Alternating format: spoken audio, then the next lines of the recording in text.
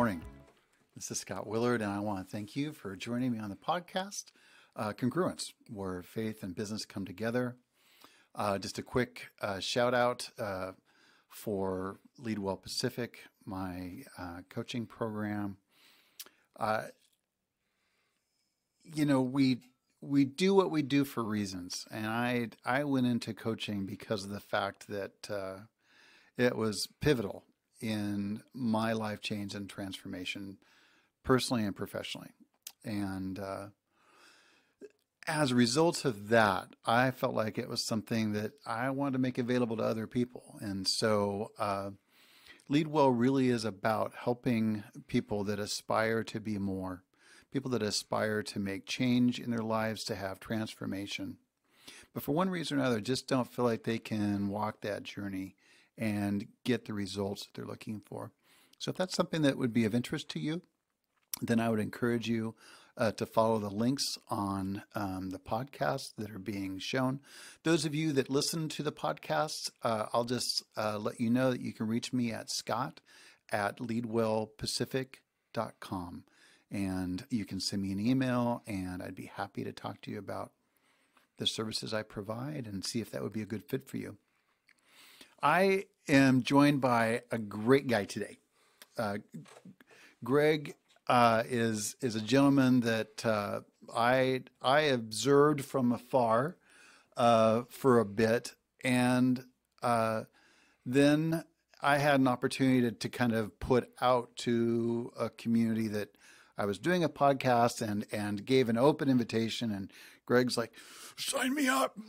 So I did. And so where Gregg and I know each other from is the homeless coalition that meets here in Tacoma. And I believe it is kind of has a global Pierce County scope. Right. Although the predominance of what we talk about is Tacoma-centric, it seems like. Probably not the way they intend it to be. We want to reach all of Pierce County, but yeah, there's just Tacoma is the biggest population, so it gets the most attention. But yeah. Okay. And Gregg has a new special place in my heart because he has a brand spanking new title, area director. When I worked for Lutheran Community Services, that was my first title, was area director. I was the area director for Central Oregon, and I thought it was the weirdest title. I'm a director of this entire area, all within my scope. I am the director of this, and it just it never went very far for me because I don't know about you, but I was coming into this real belief that I was created for community and really that I needed community. Right. And I started paying attention to that. And then what I noticed is that I don't really care so much about the area. I am so overwhelmed by the weight of responsibility for the constituents that we serve and the staff that are serving them. Mm-hmm. I don't really have time for empire building. I don't have space for that. So while I used to play with the title a little bit, really I felt like it came with a lot of responsibility. And so now that you are the brand spanking new area director, right, for Pierce County for Coffee Oasis. Right. I got that right? Yep. I nailed it. All right. Tell us a little bit about Coffee Oasis. So thanks for having me. You bet. It's good to be able to tell the story. The Coffee Oasis is an organization that actually started 22 years ago in Kitsap County. A street pastor, he was actually a police chaplain for a while in Bremerton, Washington, started doing outreach to homeless and at-risk youth. And at the time, the meeting space that he had was he and his wife would invite youth back to their living room, and that's where they gathered until they outgrew their living room. They bought a space that had previously been a coffee shop called the Coffee Oasis. One of the interesting stories about it is the fact that neither he nor his wife drank coffee at the time, so they really didn't have this passion for coffee, but what they had a passion for was providing a space where youth that are either homeless or at risk of homelessness can come, be safe, be loved, and to then provide services and supports that are necessary to help those youth get their life in a place of stability and then help them to thrive. So over the course of 22 years, that street outreach has grown into coffee shops in 5 different locations in Kitsap County. They provide incredible street outreach throughout the entire county that also goes into the schools, and they're even reaching into some of the correctional facilities. After this outreach piece, they bring youth into, they have multiple drop-in centers called Oasis centers throughout the Kitsap County area where youth can gather, and most of the time the drop-in centers are co-located with their coffee shops. So you've got a coffee shop you can come to and hang out, but you can also have this other safe space for the youth. They can do things like access just basic needs, clothing, toiletries, that kind of stuff. They also can do laundry, access showers, but more importantly, they're getting to connect with the resources that we offer around case management, supportive services to help youth get stable housing. If they're looking to go back to school or get re-engaged in the education system, we help with that.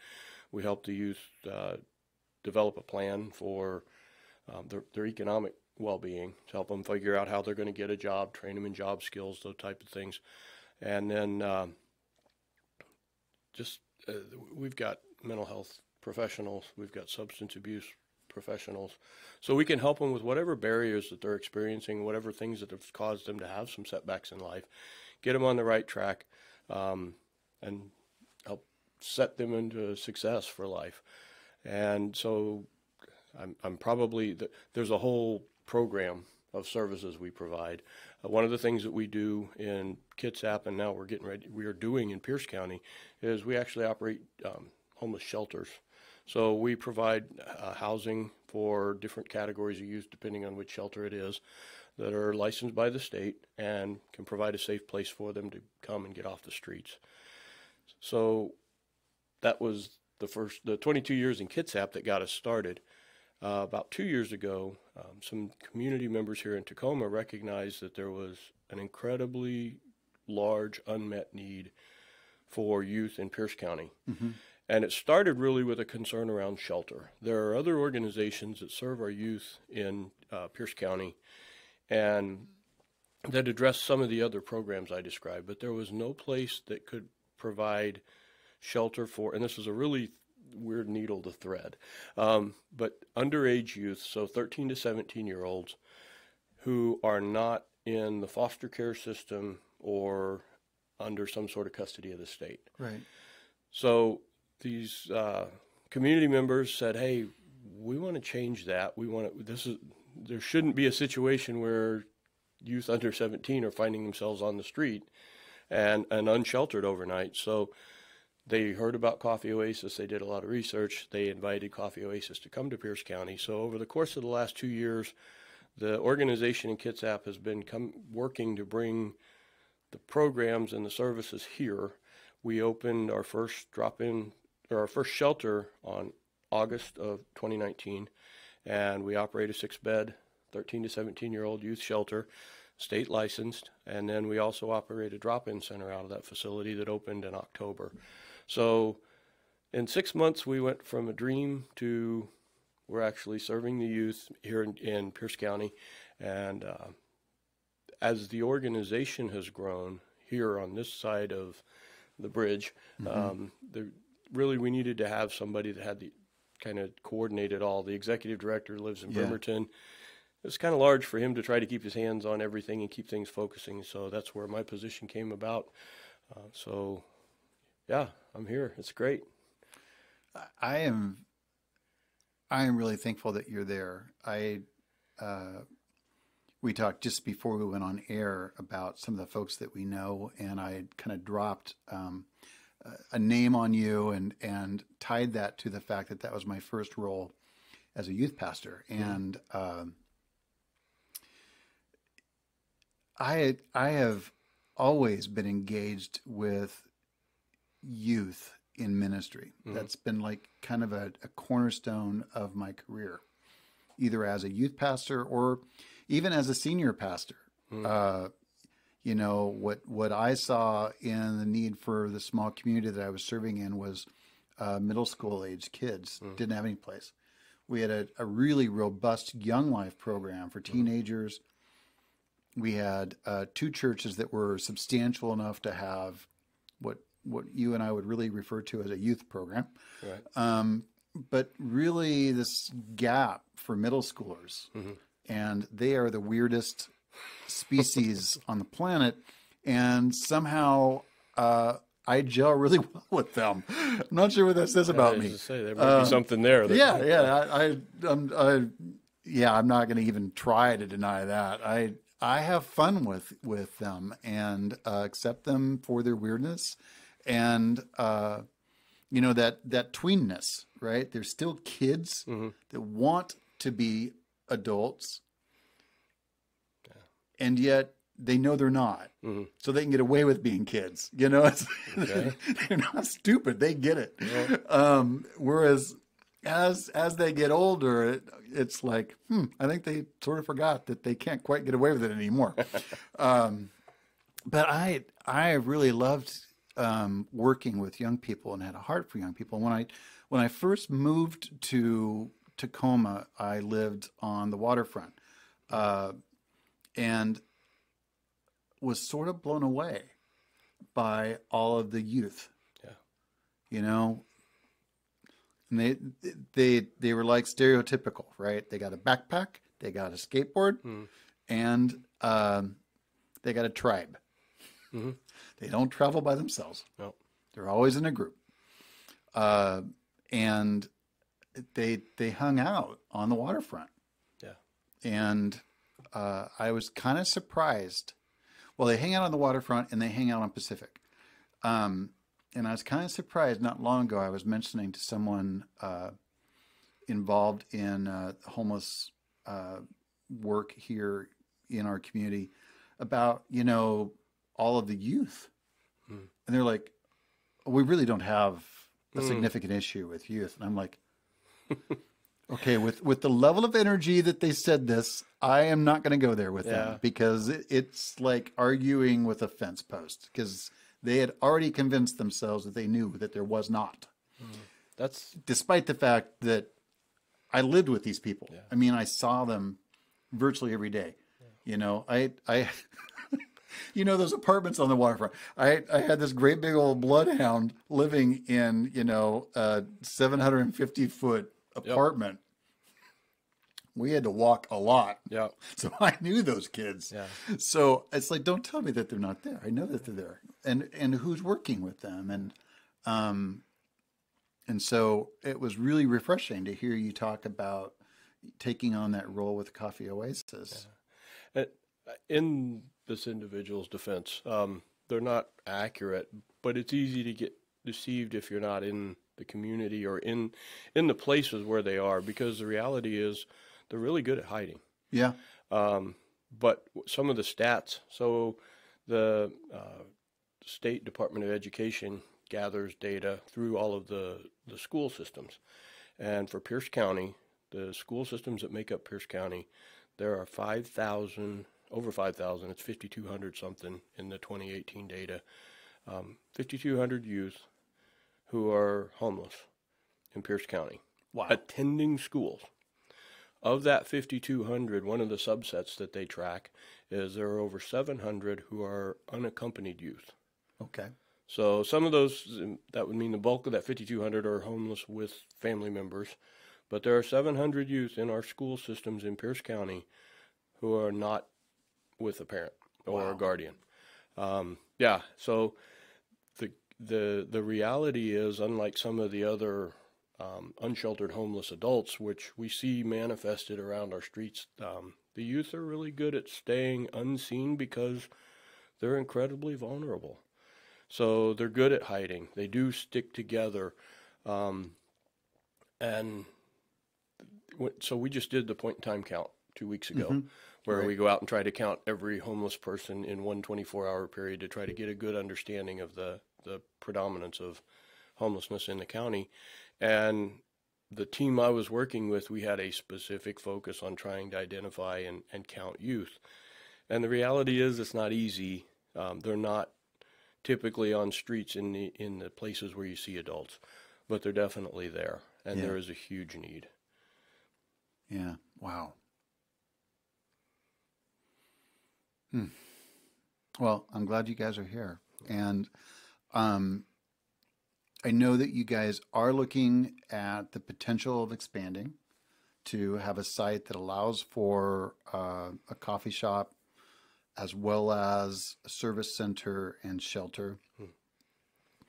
If people that are listening or watching the show wanted to get involved, is there a local advisory group? Is there a way for people to be engaged? We got a couple of different ways to connect. The first one is if you go to the website, it's thecoffeeoasis.com, and then there's a tab for volunteer or participate. I don't remember the tab name, I'm sorry, but on the website you'll find that get involved, I think maybe actually what Okay. it says. And you can go down. One of the first things we do is ask people to attend an orientation to learn more about us, and so we can learn more about them, because part of what we do with just about everybody that volunteers with us is you get a background check. We Sure. look into it because our youth are vulnerable, and we want to make sure that we're not putting them at more risk. We're providing safety. So we look into the people that work with us, and even people that might have barriers and stuff like that. We can find ways that you can participate, whatever it is. So don't feel like you have to screen yourself out, but know that we are going to look into the background, that kind of thing. But you can go online, sign up for that orientation. We typically hold them the first Saturday of every month at our drop-in center, and you go in, sign up. We'll be in touch with you, connect with you more, that type of thing. We do have some other ways that you can get involved at a more of a programmatic level, and advisory council, those types of things. But we invite people to start with that orientation, because then we identify what their strengths are and where they might fit best, and we can talk about how you plug in. Excellent. So that's service and time. What about reaching into people's pocketbooks? Do you guys accept donations? We don't reach into anybody's pocketbook, but we gladly accept contributions. One of the first ways that people can engage, and this is the coffee part that's missing from the Coffee Oasis in Pierce County, is we don't have a retail coffee shop yet. That's on the map for this year to establish one. We're scouting locations right now, but in the meantime, you can buy. So we roast our own beans, very fair trade. Fair trade. We go out, and we have people in Kitsap County that are way smarter about it than I am. I'm pretty good at drinking coffee, but I'm not one that's going to make it for you.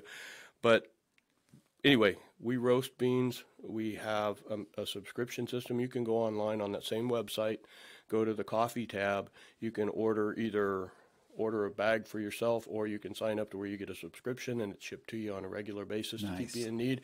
The money that we raise goes to help support our programs. So the cool thing about the Coffee Oasis that's missing from a lot of youth programs is we do some of our own raising our own funds. So we provide a service to the community through that coffee shop space to gather, to just be a center, a hub for the community. We provide you can have your good Coffee Oasis coffee at home. And through the business, we also create job opportunities for our youth and training for our youth to actually start developing a skill. So you can definitely participate and support us through the coffee business. You can make contributions online. We're eager to partner with anybody in the community that's looking for an opportunity to help serve our youth. So we're always willing to have conversations on other ways to contribute. Cool. We actually, we went to, after talking with you the other day, Holly and I took a road trip, and we picked up Mama G, Holly's mom, and we drove to Port Orchard and visited the Coffee Oasis there. I was very impressed. You know, I've I cut my teeth on nonprofits, all right? And one of the characteristics of nonprofits is that the physical spaces are barely standing and they're just good enough to provide service. I was so impressed with the professionalism of the location. It was sharp. I mean, it was a coffee shop to compete with any of the coffee shops that I might normally go to in the Tacoma area. It was not at all what I expected. I was very impressed, and I loved the fact that you can go in and you kind of got the coffee right there, and you can get a little bite to eat if you wanted, and there's all this space towards the back, and it migrates. It's a long building, and then upstairs, I imagine they have their shelter. It was really cool, and some of the names of the coffee, like Hope and Mercy. We bought one of the things I haven't seen actually in a lot of coffee shops is white coffee. And so we bought a bag of white coffee. I completely ruined the first pot of coffee. It's debatable about whether or not I ruined the second. Okay. So if anyone knows how to make white coffee, I'm open to suggestions. It does not work very well in a traditional drip coffee maker. I put it in an Italian French press or not French press, Italian stovetop espresso maker. Okay. And that's where I think I got close. But unfortunately, I put like the sweetener and cream in before the coffee, and there wasn't that much coffee for the amount of cream and sugar I put in. So I'm not sure if, I don't know. I'm not drinking coffee right now myself. So I don't know how badly I screwed it up, but the first pot, I knew I screwed up. It didn't look right. It didn't smell right. It just was not right. So, white coffee is kind of a cool, trendy thing that's hitting the West Coast hard and heavy right now. I understand, because it has high amounts of caffeine and low amounts of acid. So it's supposed to be like way better for you in a dietary and naturopathic sense than regular coffee. So I was very impressed to see that you guys had white coffee. I'm impressed that you know more about white coffee than I do, so I'm going to have to learn more and try some myself. They didn't hire me for my coffee expertise, so you're not going to be able to help me out with how to make that. I can connect you with people that know what they're doing, but I'm not the guy. But I do appreciate the comments about the facility. One of our core values in the organization is excellence. And so we try to do everything in a way that brings honor. So we are a faith-based organization. We try to operate in a way that honors God, that reflects our reverence for Him and our reverence for our community. We want to honor our community. So if we're going to do it, we want to do it well. So we don't want to be that organization that's doing it just good enough. Right. If you want to come to our coffee shop, we want you to choose to hang out in our coffee shop because it's one of the coolest places in town, and that's our driving vision of ours. So we went right next door is this antique place, and so we went in there and we shopped a bit, and afterwards we were asking for ideas of where to go get brunch, and I just kind of let slip where we had been, and we'd gotten some ideas from the guys at the Coffee Oasis about where to go for brunch, which I think it was like the church or something like that, which is like up the hill, and there's this old church that's been converted into a restaurant on the basement. Anyway, it was pretty good. And I mentioned that we were at the Coffee Oasis and that they had recommended that place. And I'm like, yeah, that's the same place we're talking about. Just we're giving you probably a little bit better directions how to get there. So we talked about that, and then one of the ladies that was actually a customer was like, "Yeah, I go to the Coffee Oasis over in the shipyard." Okay. I'm like, really? How cool is that? Yeah. Oh, it's so nice. It's just right there. It's so convenient. And she went on and on and on about how nice it was and how convenient it was and how it was right there. And so, it just puts an exclamation point on that topic of a faith-based organization that has excellence as one of its core values, and stepping up, like in Ephesians, I think Paul's talking about, that we want to step up in such a way that we are beyond any kind of drama in the community. Yeah. We want them to accept us as members of the community, not because we lower our standard to theirs, but because we are such a such a value for good in the community that we make such a difference that they are attracted to us. Yeah. And I got that hit. That was really cool. It's really exciting to see if you spend any time in Kitsap County around social services, you'll find out that the Coffee Oasis is arguably the lead organization for serving youth in Kitsap County. And they got that way because they've delivered excellence over a long period of time. And the